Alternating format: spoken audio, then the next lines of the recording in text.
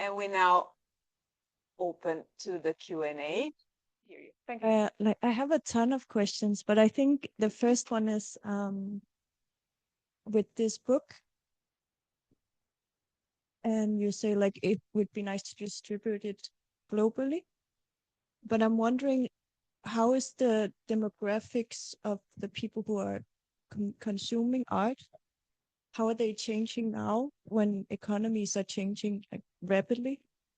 And also, like I think the states are closing off and turning inwards towards more of them, like more nationality wise. Do you know what I mean?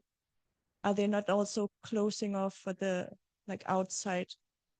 Yeah, I mean, So, international economic policy and geopolitics is not my area of expertise per se. I agree that things are changing in the U.S. and certainly the market for books is not what it once was, and art books are no exception to that.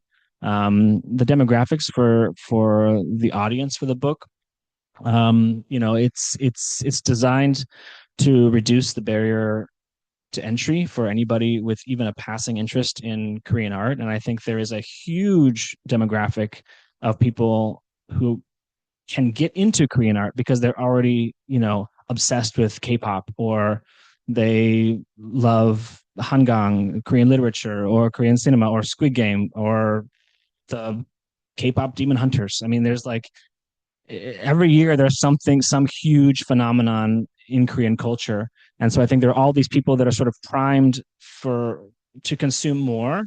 And, art is something that traditionally seems very closed off and very sort of elitist and very difficult to access. And that's a problem for the art world. But, this book is aiming to appeal to everybody and not overwhelm people with like theory or all this like Korean modern history. I mean, we have the essays at the beginning. Probably most readers don't actually read the essays, although they're not that long. They're very like digestible and very interesting and very well written. But the book is primarily images. It's primarily a way for people to learn about, to discover Korean artists. There's also the case where someone is interested in a particular artist, like Ayoung Kim, for example, who is becoming a really big name, especially the past few years. So they know about Ayoung. They want to learn more about her. They see she's in this book. They pick it up. They go to her name first. They see her thing, and then they're suddenly discover a whole bunch of other artists that they never knew existed, but that exist in the same book, and they're from the same generation, and so therefore they share a lot of things in common, whether those are easy to notice or difficult. And so I hope that's how the book works in the market. But again, I'm just the author. I'm not the seller or the distributor. So somehow we sold a bunch of copies of the first edition. So I think that that audience is there. But yeah, I just go back to how much people around the world are hungry for more Korean cultural exports, content, whatever you call it. And yeah, I think this book is in a good position to appeal to that demographic. Yeah. Hi, if you could imagine the perfect future for, and maybe 5 years for yourself and also Korean art market, like what would you change? What would you have? What would you hope would happen? One thing is, yeah, when I think about Korean art and Korean art market, like we're really talking about Seoul, right? This is where most of the artists are. This is where most of the institutions are, most of the collectors. This is where Frieze happens. This is the center of the Korean art world. And so we're really talking about Seoul as a hub for this. And comparisons have often been drawn between Seoul and Hong Kong. Hong Kong has a major art fair run by Art Basel, which is sort of Frieze's competitor. And Hong Kong has traditionally been the center of the market in Korea, buying and selling art, right? Seoul is, with Frieze coming in and sort of planting their flag here with their Asian fair, is sort of competing for that for that position, I would say. But to be honest, I mean, Hong Kong will always be the center of the market. But Seoul is and I think will be in the future the center of art practice and art discourse. Because in Hong Kong, there's just not real arts infrastructure. There are not many museums, not many galleries. Collectors, a lot. The market is there, as I said, but there's not a lot of residencies. There's not a lot of art schools. It's not really happening on a regular basis. It's not happening year round, right? It's just April when Art Basel Hong Kong happens. The whole city gets really excited about art. And then the rest of the year, it's sort of an afterthought. Whereas here in Seoul, there are literally dozens of exhibition openings every single week and screenings and talks and what have you. All these residencies, all these art schools. It really is a place for year-round art lovers to access, what's happening in contemporary art. So in the future, I think this will become more and more, I hope will become more and more evident. We also have these great biennials I forgot to mention. So I think this is an important thing in the future. But as these artists from my book and this generation continue to rise, it will also increase the visibility and the value, just to put it in one way, of Korean contemporary art. But I think what we're missing is more of an international community in the art world here.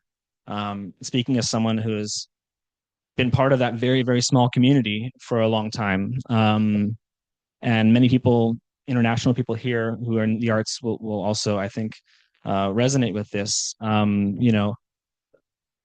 have been very few writers like myself over the years. There have been a few, this great critic, Andrew Russeth, was here for several years, which was amazing. There have been very few foreign artists who have been really actively practicing here in a successful way.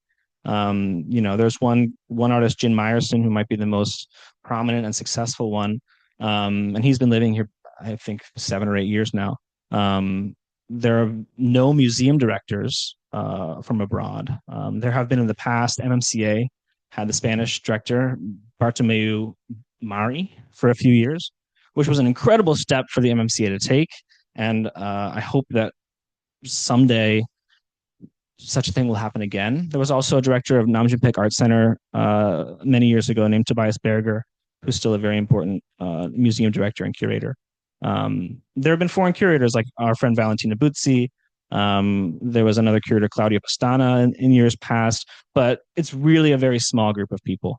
And I think for the Seoul art world to really thrive, it needs to have more of this international flavor and discourse, and more exchange.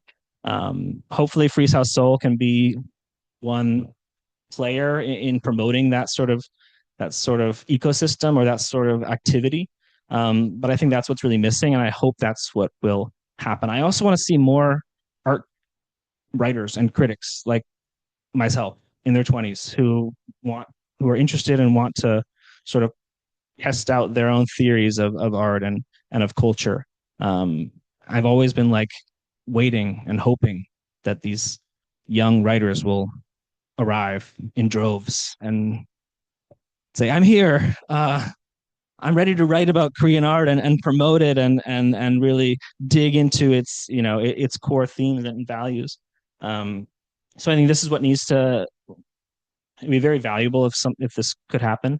And this is another conversation that we could do a whole nother, discussion about.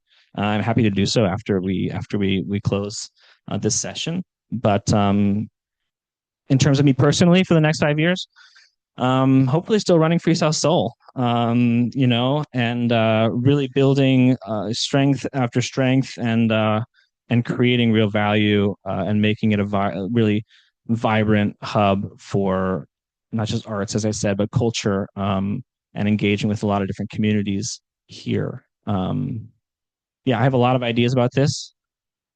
I should put together a presentation and make it more engaging than just like rattling off ideas, but you get the idea. Yeah. Just to add something. Yeah. Speaking of residencies, is that something Frieze House Seoul might be considering? It's not off the table, but it's definitely not happening in the next year. That's something that we've discussed, but is a little bit farther off. Yeah. Thank you. Yeah. Thank you. We go to Shanghai. Hi, Magali. You have to unmute yourself.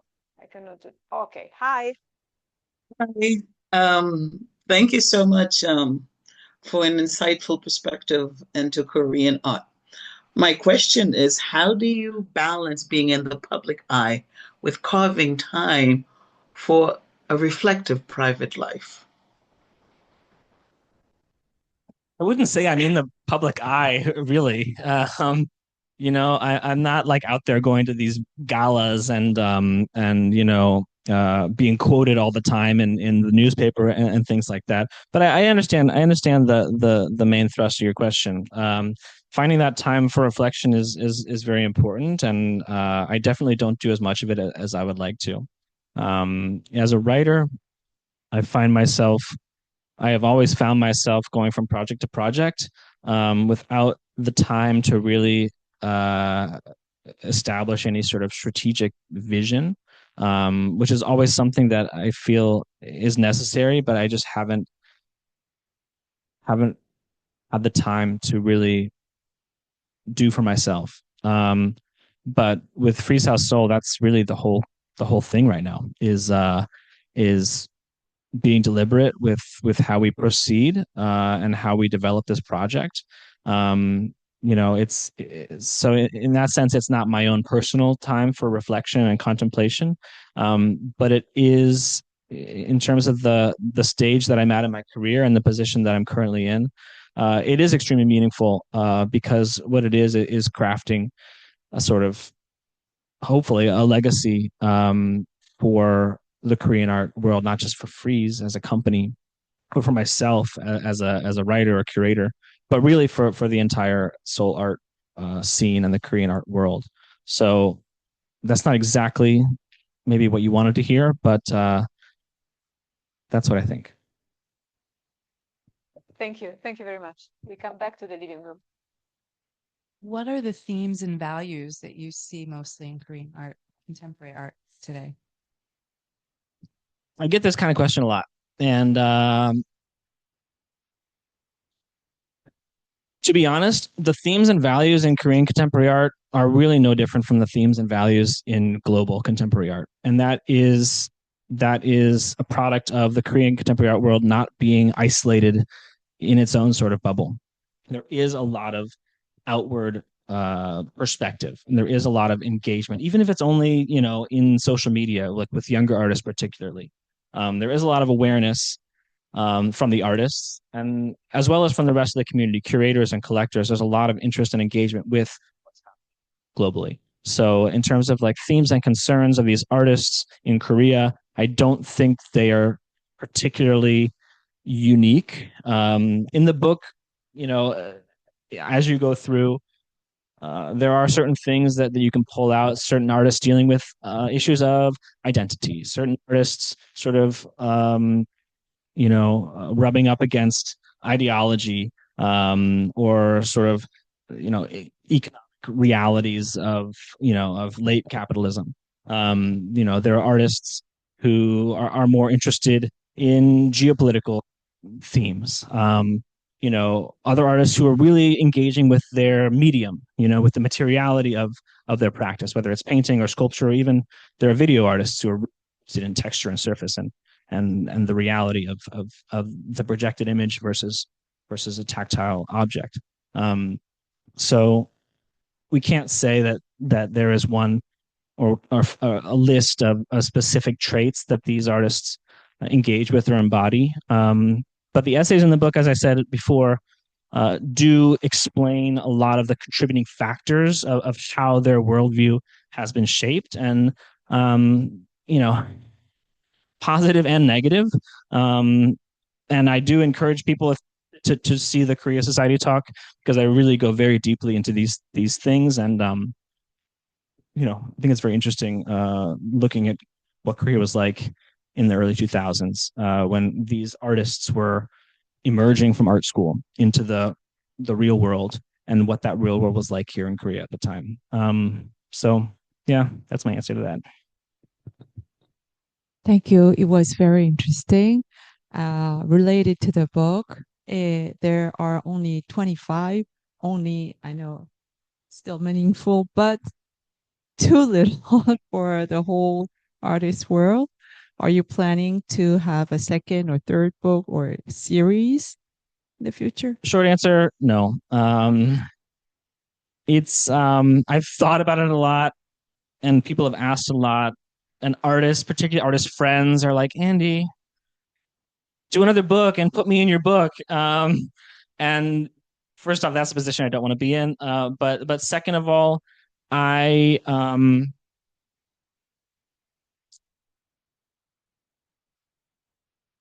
how to put it, the artists in the book are extremely meaningful and art historically significant, I think.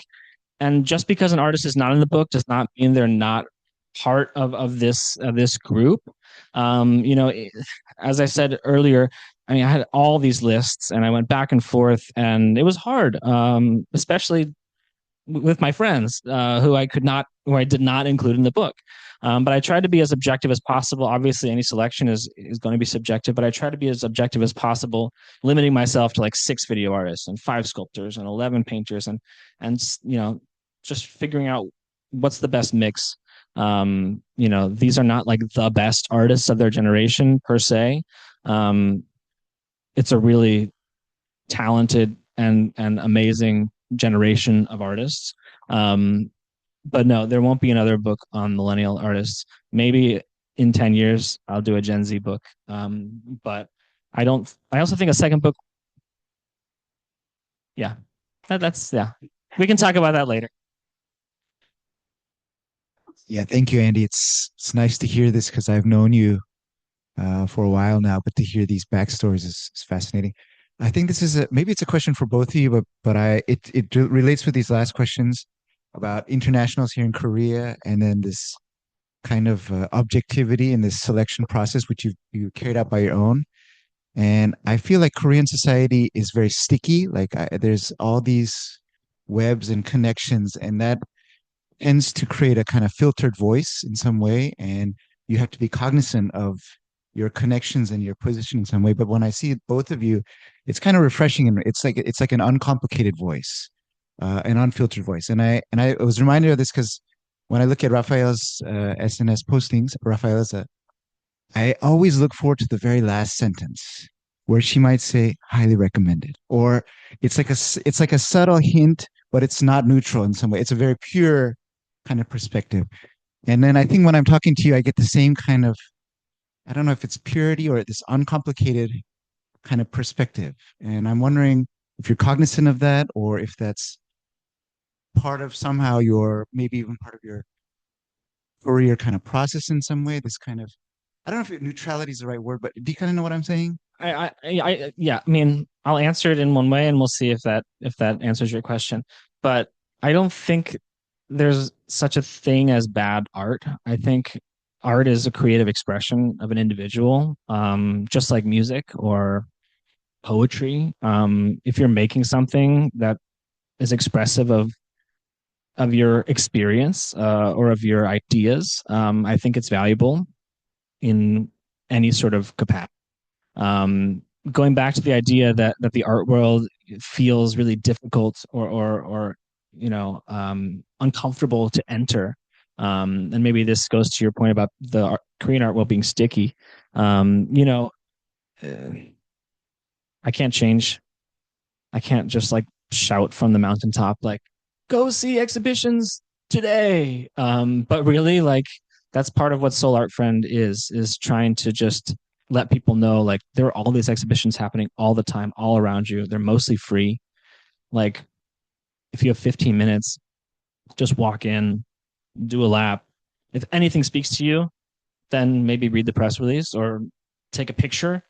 But don't feel like you have to like come out of it like with an, you know, your mind has been opened and now you have this realization about like society or whatever. You know, I think all art is valuable in one way or another. And so for me, it is very uncomplicated, you know. And I know, even though I say to people about an exhibition that I really enjoyed, and they say, you know, but when I go to that museum, I always feel like so like stuffy, so like uncomfortable. And it's like, okay, but just do it for me. Just go in and have a look. And I think once you remove that sort of like expectation that you're going to get something out of it, I think you open yourself up to a lot more possible enjoyment. Because like at the end of the day, especially like with abstract painting, for example, like of course it probably doesn't speak to most people in the world. But you never know. You might stand in front of that Rothko at MoMA and be like, these colors are beautiful. And that's great. That's worthwhile. That's worth, the cost of entry. I can't change how the Korean art world works. But I do think that the Korean art world and its stickiness occurs in other parts of the world as well. And it's sort of these structures that have been perpetuated within the art ecosystem with the galleries and the representation and, even the art fairs, and getting into the art fairs can be a very like political thing. And I won't go into that because I don't want to get in trouble. But, there are a lot of stakeholders, and a lot of people have, a vested interest in various aspects of this art world. And there is a market involved. So, it's complicated. But from everyone's personal perspective, yeah, it's just art. It's just nice. Thank you. Yeah. I have one that I will read for Rita. She wrote it in the chat. Thank you. Connecting to the Korean wave you mentioned, do you think that the art scene has been treated unfairly? Comparing to the first stage support and investments that the TV and the music industries received. If this is the case, what are the implications or the effects on the contemporary art scene? Good luck. Yeah. Lee Jae-myung, give us more money. The president of Korea. Yeah, boohoo, we've been overlooked. But it's not, I don't think it necessarily matters that much. Art is a different sort of product than other cultural commodities, right? It's not consumable on a mass scale, the way that pop music or film or Squid Game or literature or food, right? Which is like the biggest Korean cultural export, bigger than K-pop. Beauty, K-beauty, gaming, all these things are like consumables, right? And, the only like consumable art objects are like the Mona Lisa, the, Van Gogh's Starry Night, like a selection of paintings that you might have postcards on your fridge at home, right? But that's not the same kind of engagement that you have with like K-pop Demon Hunters, where you watch the film with your kids like 25 times now. And like, that is a different market and that is a different economy. So has Korean art been overlooked? Yes. But it's also like, the kind of art that gets consumed, I would say on a mass scale, is pop art. And that's not like a radical statement. Okay. There's a reason why everyone knows Andy Warhol's name. And Korean art doesn't have this like rock star pop art figure. But if you look at China, where you have like Ai Weiwei, who became, I wouldn't say he's a pop artist, but he's sort of like a pop conceptual artist who became sort of the face of Chinese art in the 2000s. Or in Japan, you had like Takashi Murakami or Yayoi Kusama. Kusama, arguably not a pop artist, but has a pop appeal. Korea doesn't have this kind of like leading figure that can put it on the map and people see it and they recognize it and they're like, oh yeah, that's that Korean artist that everyone's talking about. What's their name again? We don't have that. And so we don't necessarily need that. I think Korean art is extremely strong, and I'm trying to spread that gospel as widely as possible. But back to Chris's question, like art is a personal thing, right? And it has to connect with you somehow. And so I do my part as a writer and a curator to create these kinds of frameworks and establish entry points into these artist practices. And if people read it and if they go to the shows I curate, then hopefully they've broadened their scope of how they think about Korean art. But it's the Korean art world is doing fantastic. The Korean art market is doing the same, and despite the global sort of slowdown in the market, but I don't think it's a cause for concern, and I'm not complaining about it. And I don't think any Korean artists are complaining about it. The fact is, there is a lot of government support and public funding, and also just Korean public has a very elevated aesthetic sensibility. And I think there is, a widespread appreciation of art and visual culture in Korea. And that's the most important thing, to have that strong base at home. And I think you build on that, and that's what we're doing. And that's the most important thing, I think, for moving forward. Thank you so much, Andy. It was really inspiring talk. And that proves that if you have a passion and if you have a will, everything is possible. And a bit of luck, I guess, that also plays a role. And it's finally very nice to see the face of Seoul Art Friend. I somehow thought it was a woman, but no, I'm joking. No. My question is, last week we have visited Park Subo's foundation house, and we did an exercise there on how to approach art.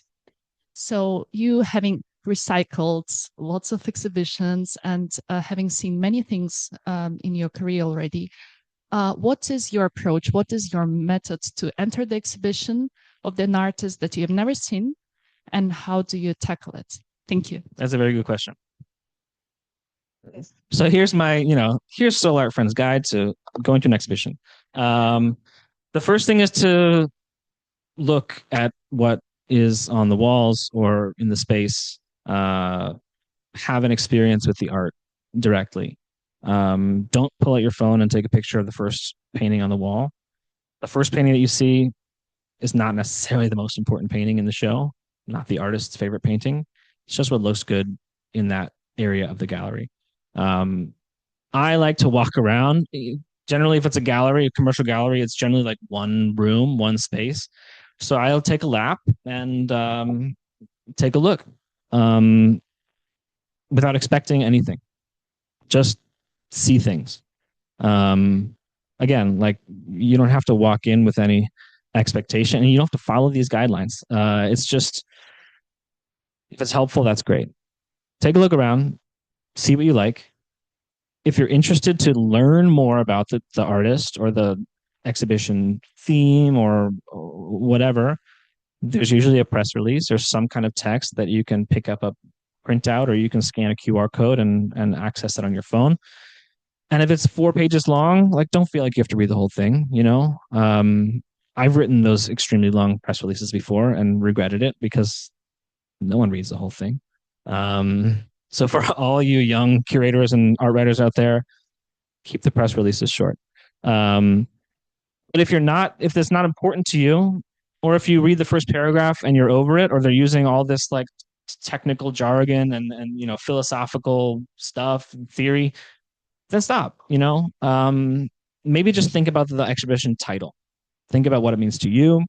Think about what it might mean to the artist and how it connects to the artworks. The title is very important for the exhibition. After that, if you see a work that you like, see what the title of that work is. Maybe it's like Untitled number 55. Okay. But maybe it has a more evocative title. Maybe it's just an still life with roses. You can get some sort of insight from that. If you're courageous, and if the receptionist is not like totally sucked into whatever they're doing on their laptop, like scrolling Instagram or whatever, maybe you ask a question. Gallery staff are not known to be the most, congenial, but it is their job to interact with visitors. And it can feel scary to like approach someone at a gallery who you don't know and ask a question. But I guarantee whatever question you're asking them, they've been asked before, and they can pretty much tell you what you want to know, including the price. But don't focus on the price unless you want to buy it. And just come in with no expectations. Engage with it to the extent that you're willing or able to, and sign the guest book and leave. I mean, it doesn't need to be anything more than that. It's simple. It's not complicated. Don't make it sticky. Just go enjoy yourself. And if you can string together a few exhibitions, or if you're in a museum and the first gallery you go into is not to your liking, then don't get discouraged. Try something else. If a painting or a work of art speaks to you, I encourage you to spend a little bit more time with it. You'll be astounded how much you can see in 3 minutes as opposed to 30 seconds. You'll keep finding new things and getting new ideas. And for me, that's really exciting and interesting. And that's something that I think art can do that other creative products try to do, but art does especially well, because it's a visual medium, and it's not narrative mostly. It's just what you see and what you feel. So go see art. Thank you. Now I can say class dismissed. Class dismissed. Thank you. Stay with me 2 more minutes.